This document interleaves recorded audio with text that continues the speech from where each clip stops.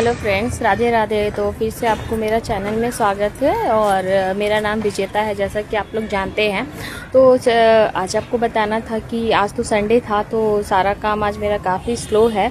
और एक चीज़ मुझे आप लोगों से पूछना था कि ये मतलब कंटेंट जो होता है ना, वो कंटेंट किस तरह से, मतलब क्या कंटेंट डाला जाए और कैसा कंटेंट हो कि ये आपका व्यूज़ जो है ज़्यादा बढ़े और काफ़ी सपोर्ट मिले। तो इसमें मेरे को ना थोड़ा सा आप लोग गाइड कीजिए कि कंटेंट में क्या डाला जाए, ठीक है। वो कंटेंट मुझे क्लियर नहीं हो पा रहा है। अगर आप लोग मेरा एफबी पेज या फिर इंस्टाग्राम या फिर यूट्यूब चैनल देखते हैं तो प्लीज़ सजेस्ट कीजिए, क्योंकि वहाँ पे जो भी मैं कंटेंट डालती हूँ ना, वो मुझे लगता है कि वो सही नहीं है।